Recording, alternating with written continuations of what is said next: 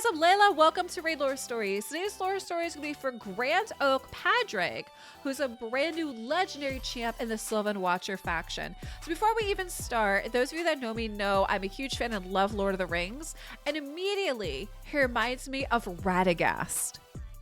Right? I don't know what you guys think. Let me know. He has such a fun design about him, but that's already who I think when I immediately look at this. So let's read his lore story together.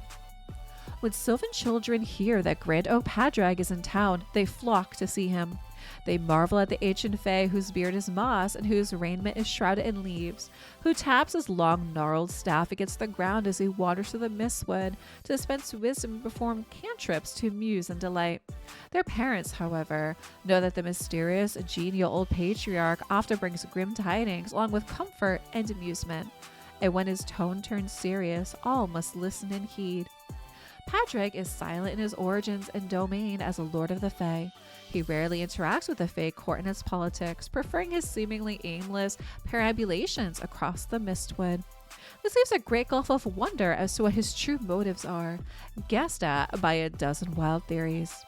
In truth, Padraig has no grandiose secret agenda. He is simply not motivated by the forces that prevail among the Sylvan elves or the Fae, making his lifestyle and demeanor out of sync with theirs. Some 6 centuries ago, Padraig, old and wizened even then, was a more typical Fae lord, plotting and scheming. But one day, he was visited by one of the first generation of Lightbringers, holy firstborn from the halls of eternity, able to take on mortal bodies and traverse the barrier excluding their kind from Teleria. That being was called Sorphus the Evangelist, a gentle Lightbringer of stunning beauty and gilded tongue.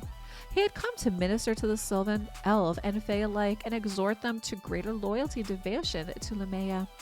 In Sorphus's eyes, the Sylvan were too enamored with nature and magic, and had lost sight of Lumea as the true creator and master of these forces. Padraig protested that their ways of worship were their own and legitimate. Sorphus pointed to the emerald machinations of the Fae court as evidence of their entry from the light. The Fae and the Lightbringer argued for a day and a night in passionate theological debate, lost in their convictions, yet deeply impressed by each other's erudition and wit. At the end of it, both were changed. Sorphus accepted Padraig's personal piety, though he would go on to minister to other Sylvan, and Padraig's eyes were open to the dark aspects of the Fae in their court. From then on, Padraig cultivated an un-Fae-like humility and a connection solidarity with other people and societies. Where most of the Fae court viewed the doings of the Sylvan court and the governments of wider Teleria as largely beneath their notice or concern, Padraig paid attention. Where most Fae saw Sylvan elves as valued but inferior junior partners, Padraig saw them as equals. This alienated him from his fellow Fae, but as a Fae himself, he was fated to remain forever a stranger to the Sylvan elves and all other Telerians. This left him in a liminal state, forever wandering, seeking to know the world and do small acts of beneficence wherever he could, to expand his own personal enlightenment and faith. This served him well when, at the dawn of the Age of Treachery, a demon-spawned infiltrator awakened the seed of corruption Sirath had planted deep within the heart tree at the center of the Mistwood centuries before. In the days and weeks that followed, a cancer spread through the rhythm, and madness and death ensued.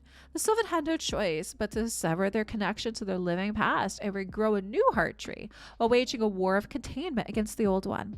The old rhythm, as it is called, perished, save in the heart of Padraig himself. His worldlessness and compassion, and the many connections he had personally made, let a tiny but significant kernel of the old rhythm persist and survive within him. In time, the new heart tree grew in the new Sylvan capital of Narissa, and a new reborn rhythm emerged from it, to the joy of the people. Padraig, already well used to the role of outsider, did not even try to reintegrate his relict rhythm, for he could sense that he was too far removed from modernity. His antique rhythm remnant yet entranced and enticed those of the new. They drew inexplicably comfort and nostalgia from it, even though generations had passed since any had felt the old rhythm, but these feelings faded when they were away from him. Padraig remains a good-hearted sage, and still to this day makes time for kindness to strangers and brightness of spirit. He remains forever apart from the rhythm of new and from the world and the people that he cherishes. Though on a deep level, he longs to have a place to which he feels he truly belongs. He knows that in keeping his distance, he has a perspective that enables him to help from afar ways he couldn't otherwise. Furthermore, when he looks upon those in tune with the new rhythm and sees their growing taste for battle and expansion, he feels only sadness and gratitude that its driving war beast has not affected him. Okay, I thought this one was all right. Probably not one of my favorite lore stories, but I do like how they make him this like older elder type of like they refer to him as like a Fey Lord, right? And they talk about his interaction with this Lightbringer. So it'd be kind of cool if they end up actually, introducing some of these newer heroes and newer characters they talk about in these lore stories. So in this one, there's a Lightbringer called Sorphus the Evangelist. It seems a gentle Lightbringer of stunning beauty and gilded tongue. It'll be very interesting if we do end up seeing that coming along. Guys, drop a comment down below what you think for this lore story for the Grand Oak Padraig, and thank you so much for watching.